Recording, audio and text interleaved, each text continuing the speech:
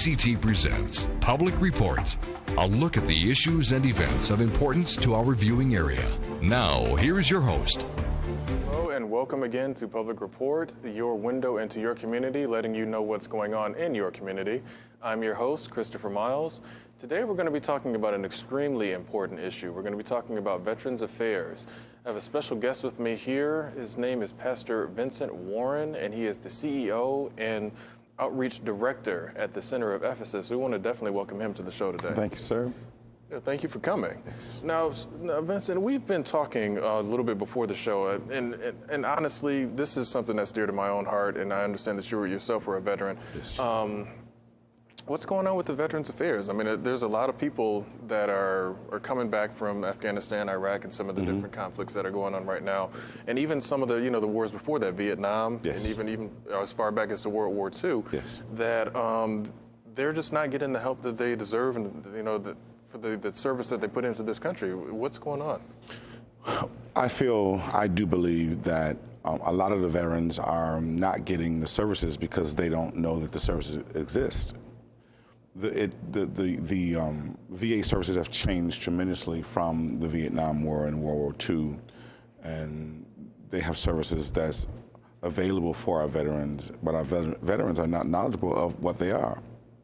So I think that it's just more of a communication. I don't know, but I don't want to ask, and it's kind of flowing that way. It's been flowing that way for a long time.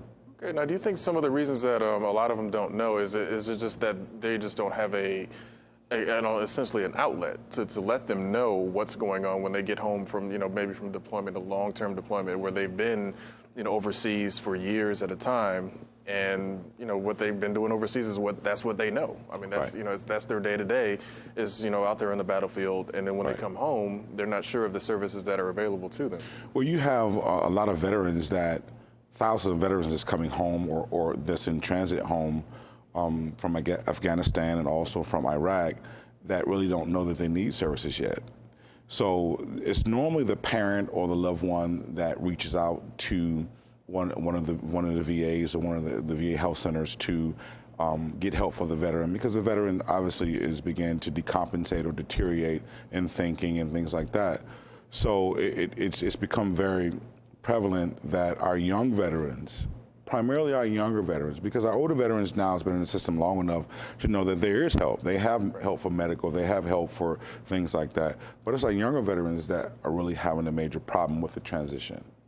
Okay, and so we're talking about some situations like post-traumatic stress Correct. disorder. I mean, that's probably one of the main ones that you're always hearing about nowadays. Yes. So a lot of people, they might come home, they don't necessarily know that they might be suffering from post-traumatic stress. They have not really began to experience the effects of where they've been. So PTSD shows up 6 months, a year, 2 years, 5 years, 20 years. It really depends on what triggers that mind thing that comes back to you where you were. So I'm really our younger guys just really need to reach out. Okay, now how does the Center of Ephesus get involved with the veterans that are coming home? I mean, do you guys work with the VA? How does that work? We collaborate with other agencies that already have partnered with the VA. So we do resources and information. Knowledge is power, I say. If you have knowledge, you have power to get anything you want. And what we do, we collaborate with the other agencies, just a lot of agencies that the VA has partnered with. I think the VA wants to partner with community agencies because they can't do it by themselves. Right. They can't house every veteran. They don't have the facilities to house every veteran. They can't treat every veteran. They can't give counsel to every veteran because there's so many veterans. So what we do, we collaborate with those agencies as well. When it comes to the basic things, well, how do I get my DD-214? I lost it. Let us show you how to do that. Very easy. Some veterans will walk around for 5 years still asking the question, how do I get the DD-214? Which is your discharge. That's your discharge papers. Okay. That tells, what you've done. You can do a lot of things with those discharge papers. You can build a resume. You can apply for a job. You can do so many things with that DD-214. Okay. So it seems like there's some barriers that are kind of getting in people's way, and a lot of that is just because they just don't know exactly where they need to go. Well, when it comes to, many times, me being a veteran, coming home from the military at 21 years old, I cooked I was in the Navy, I cooked. So when I came home, obviously I knew that I wouldn't go into being an airline pilot. Right, right. I wanted to stay with cooking, Yeah, exactly. But many of our veterans today really don't know how to transition from where they are in the military to coming out to working in society. So there's a lot of agencies that will help veterans to transition what they've done in the military to the normal life. Okay, so essentially, like, let's say, for example, you're on a ship and your title is something that's extremely complicated. It's this nice long military term that means, something in the real world not the real world, but the civilian world, Correct. something that's really, very specified. But I mean, they might call you I don't know, like a gunnery tech or something like Correct. that along those lines. So you're saying these organizations will kind of get in there, break that down. Yes. Here's what here's in the civilian world. This is what you could get out there and do. Correct. Okay. Because it turns into being very, it's simplified. Less. If you worked in artillery, if you work with the armory, whatever you've done, hey, you can go work in a gun shop. Hey, you can go work for Johnson Control. Hey, you can go do this. It's a number of things you can do. Or just like you drove trucks, or you electrician, or you as a control operator, a flight control operator, go work at the airport. So they transferring those things that and it really is frustrating because society did not. I'm not going to say, they do not honor a lot of the experience that the veterans have in the military, and that's a problem. Yeah, and I would definitely have to agree with you there. I mean, you got to consider these people are working with some of the best technology in the world, of course, and then they come home. And they can run circles around anybody at Radio Shack, but somebody at Radio Shack doesn't want to hire them. Correct. Okay, so I mean, so what are some of the things that that your organization does as far as the veterans' families, as far as getting them where they need to be, as far as getting them help for their loved ones? Many times when the veterans begin to decompensate because now they've given up, they go to a substance, or they get angry, and they kind of get into a mode of going the other way. Sometimes it's the mother. It's always the mother of the veteran. If the mother's not there, you have a grandmother, or you have a wife or aunt that's concerned about the veteran. They'll reach out to us, or reach out to one of our agencies that we partner with, and then we'll go in and we'll see what the veteran needs. It's kind of like we wrap ourselves around the veteran, and whatever the veteran needs, starting from DD-214 all the way up the chain, that's what we try to help that veteran to get. And it's really left up to the veteran as to how far he or she goes. There's a lot of female veterans that's coming on the scene too that have the same problem. Just because they're females doesn't mean that they're not having the same problem that the male veteran have. A veteran is a veteran. Yeah. So we collaborate with agencies. We do resume building. Our job is to try to build an economy for the people that we service, veterans and non-veterans. And in order to do that, we have to let them know that you have to make yourself marketable. That's true.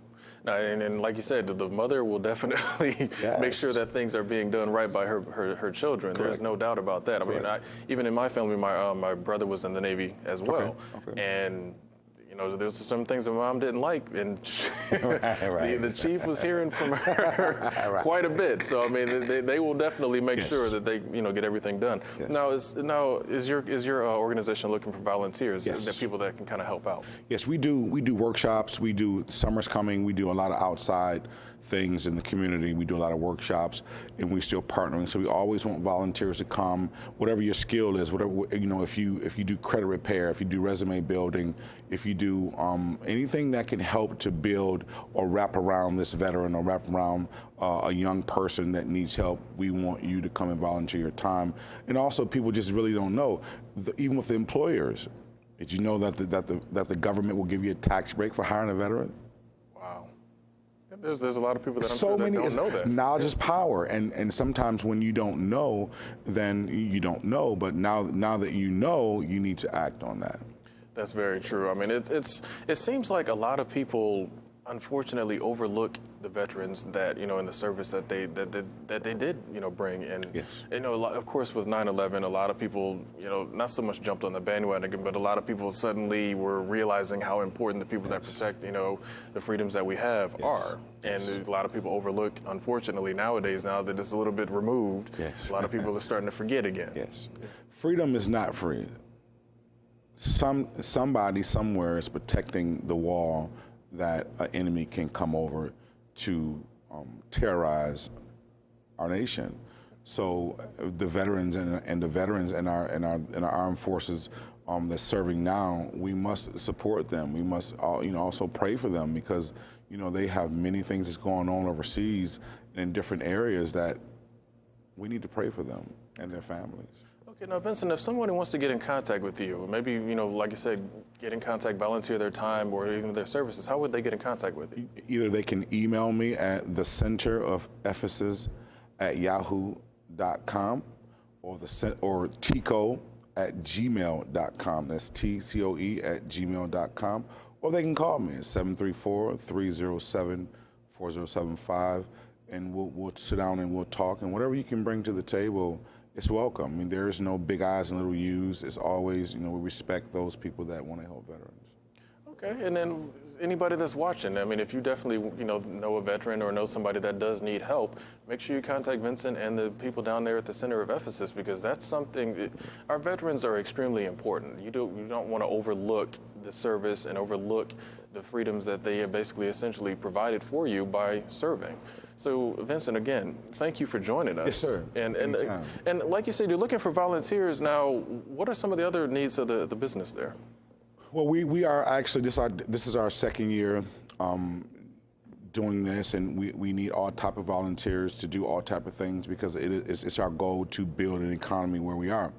And if you check out the neighborhood where we're located, the neighborhood is ripe for empowerment, is right for business, and then so therefore the neighbors can come out and say, hey, these people really care about our neighborhood, and we really want to support them. That's great. I mean, it's and we want to thank you again for your service, Sure. because you were in the Navy as well. My parents, my dad was in the Navy, my brother was in the Navy, so I mean, I definitely understand how important it is, to pay homage to the people that went out there and volunteered and their time and put their lives on the line. Yeah, so it's definitely great. Again, you've been watching Public Report. We've been speaking with Vincent Warren, who is the CEO and Creative Director over at the Center of Ephesus, dealing with Veterans Affairs. And again, just honestly, remember that these people at one point in their life decided to take out a blank check and sign their life on the line to serve and be in there and keep your freedoms. You have to honor that. You have to make sure that you do right by the people that are out there defending your freedoms, protecting you and your family and your loved ones at the cost of, their own life in some cases. So when you see a veteran, go out there and say thank you to them. Make sure that you get in contact with Vincent down at the Center of Ephesus so we can make sure that the veterans are getting the help that they need. Because like you said, knowledge is power. And always remember, I'm your host, Christopher Miles, here on Public Report. You can't say that you don't know what's going on in your community, because again, knowing is half the battle. So stay tuned.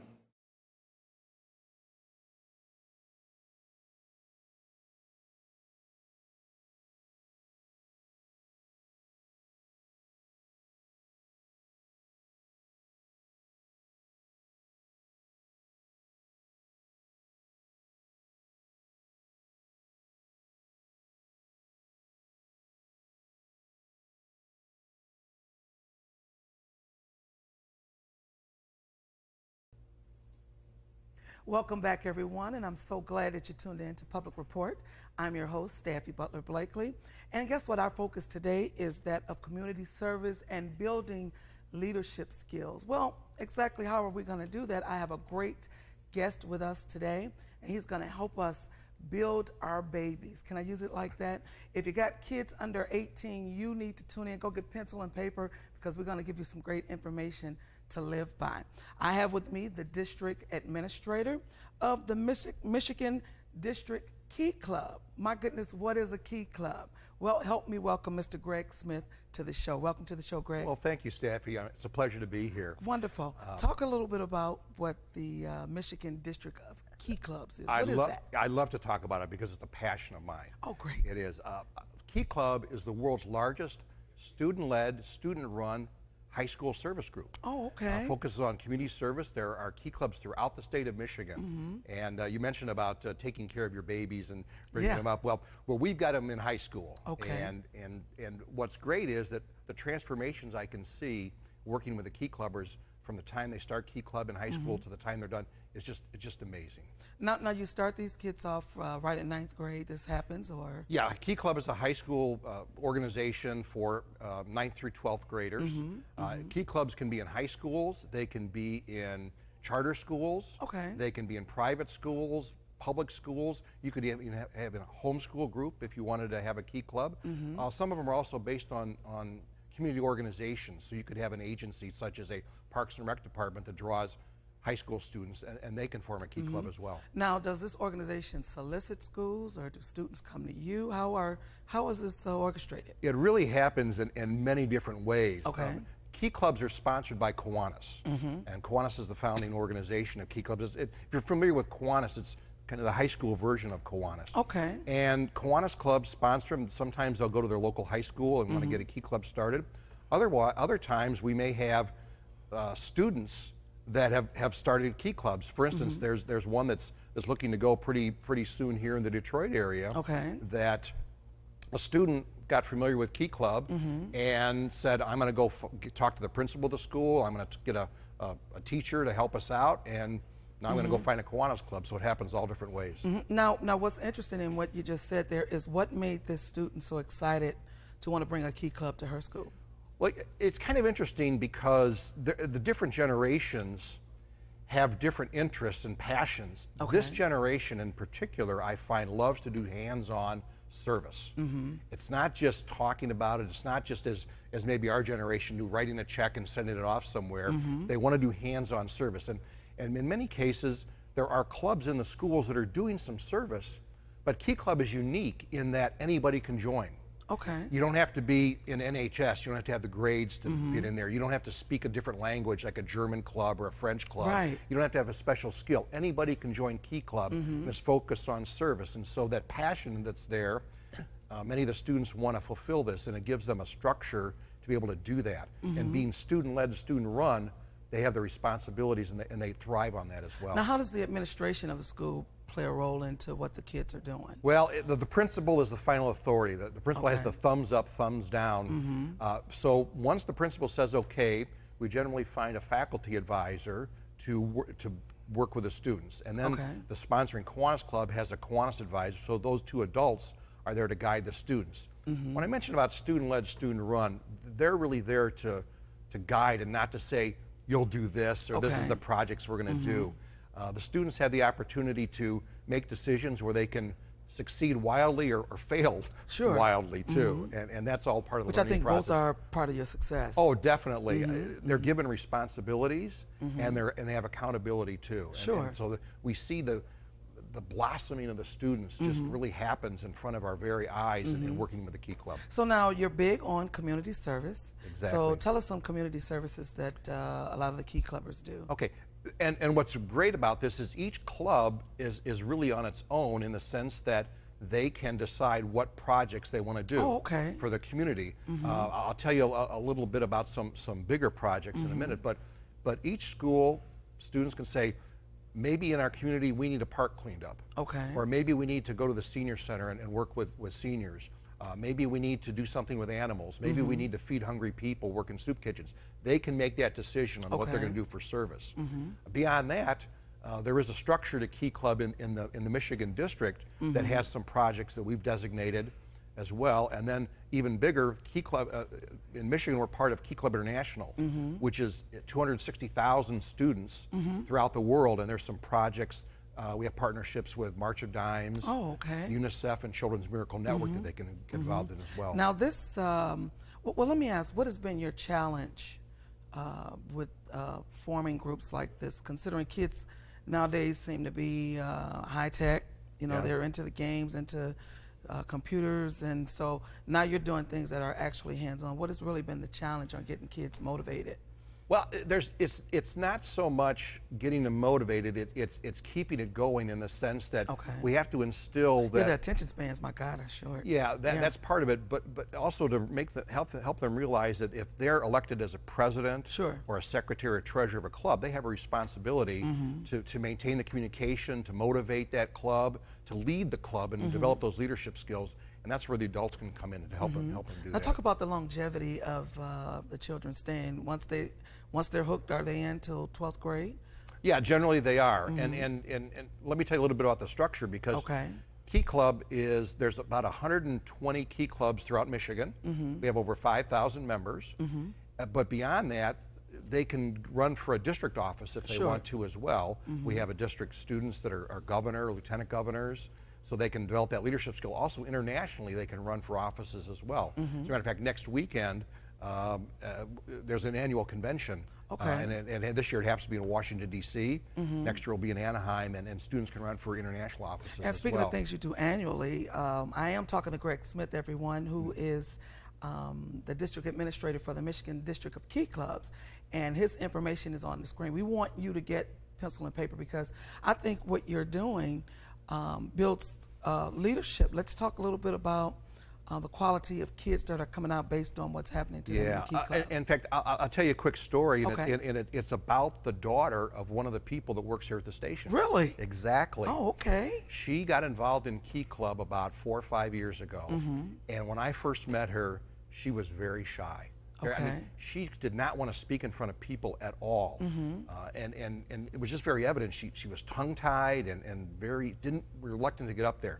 Now, 3 or 4 years later, after being involved in Key Club, she says, I will go anywhere at all to talk to any group about the difference that Key Club made in my life. Wow. And I've seen many students that when I first meet them at a board meeting, they're kind of hunched over, shy, and then a year or two later, they're speaking in front of hundreds of people. Wow. It's just the amazing transformation that I see. So now you've got to share, because to me that's huge to see a shy kid become an aggressive kid and not afraid. What goes on in the club? Well, what goes on in the club is they're given the opportunity to do something and come up with their own ideas. It's not a situation where an adult is saying, this is our program and I'm going to assign you to do this and do that. They can come up with the idea. They can come up with a plan. They can run the committee. They can get up and talk about that in front of people, and it's really just the whole learning process. It's the environment that allows them to flourish in that environment. Now, how often do they meet? It's the club's choice. Generally, they meet once a week. Okay. Some meet before school. The club that my kids went to school when they were in high school met at 6:45 a.m. Wow. In the morning before school started. Yeah. Some of them meet after school. Generally once a week, though. Now, tell me, do you have any success stories where children have went through the Key Club and now you see them as prosperous adults? Yes. In fact, I'll give you a great example right here in Michigan. Well, there's a lot of people that are former Key Clubbers. Elvis Presley was a former Key Clubber. Really? Tom Cruise was a former Key Clubber. Bill Clinton, former Key Clubber. But this goes back. This goes back, yeah. Key Club started in 1925. So we've been around for a number of years. But just to give you a quick example, there's a woman who was the first female Key Club governor in Michigan in 1980. She became the first female Circle K, which is the college version of Key Club, sponsored by Kiwanis. She became the first Kiwanis governor in running the whole Kiwanis, and now she's running for international president. So she became the first female, and she works for Michigan State and is very successful there. And so there's all kinds of stories about successful people. Now, you mentioned international. Key Club is everywhere? Yeah, it is. We're in 32 countries around the world. And they're in different states. Like I said, there's over 260,000 Key Club members throughout the world. Now, Greg, I see your passion. Well, thank you. For this particular organization, and I think anyone that works with children, I happen to work with kids as well, has to have a passion for what they do. What keeps you motivated to keep a club or a group like this going? Well, I tell you, one of the things that I've been doing this for about 10 years now. I became the administrator in 2004. Okay. And it's a volunteer position. None of us are paid. And gotta have love. You're right. You gotta have love. And there's two things. One is they've taught me that it's okay to try some new things, and the result is the result. Yeah. Let's try something. If it doesn't work, we'll try something else, and not to be, well, we have to do things this way. We have to. So they've taught me that. And on the other hand, it's so gratifying to see the changes that occur in the students, and just I've never seen an organization where people that don't know each other are immediately accepting of everybody. Okay. And there are core values of Key Club. It's caring, character building, leadership, and inclusiveness. And those are all manifest in everything that you see Key Clubbers do, whether they're involved in doing fundraising or community service work or whatever it happens to be. Now see, I'm loving those attributes because I don't think the world is really teaching our young people that, like I said earlier about the internet and things that there is no communication anymore. Nobody's talking to anybody anymore. So now we have clubs like this, everybody. And listen, parents, if you're looking at this show, encourage your kid to perhaps go into school and suggest starting a Key Club. Right. So with your passion, how are the parents involved in this? Well, the parents are key. Well, I use the term the pun key. Yeah. But the parents are key in that they've done a lot to instill some of the passion with these kids for doing community service. They've supported them. They are the ones that are really helping them to be in an environment where they allow them to meet in this club and to do some service work and do things outside the home. And the great part is, let's suppose that there's a project that the family's involved in and they want the Key Club. They can bring it to the Key Club and have them get involved. So it's not just we're going to do the same thing year after year and that's all we do. Every year's different. Now you did something huge, of course, with Katrina. When Katrina hit, and we talked a little bit about the result and the child being able to see the end result of what they do. One of the things, we have an annual convention, and at that annual convention we do hands-on service projects, and that's the favorite part. We've done Dresses for Africa, we've done blankets, and one of the things we do is a Kids Against Hunger food packaging, where we do 30,000 meals in a couple-hour period, and so that's their favorite thing to do. Sure. Greg, it's been wonderful talking to you. It's so much about the Key Club that I've learned today, and I'm sure that our viewing audience has learned. We want you to get your kids involved. I'm talking to Greg Smith, and Greg's info has been on the screen. Right. Please contact Key Club and become a Key Clubber. I'm loving that. Get your kid involved, because if you can bring a shy kid to become a kid that can stand before an audience and speak, because I think public speaking is key. Have them contact me and I can tell them if there's a Key Club in the area or how to get one started. Absolutely. Greg Smith, everyone. Thank you so much for tuning in to Public Report. See you next time. Thank you again, Greg. All right, thank you. Here. Thank you. This has been Public Report. Public Report discusses the issues of interest and importance to our viewing area. I saw the little Views expressed by our guests are their own and do not necessarily represent the views of TCT or the station.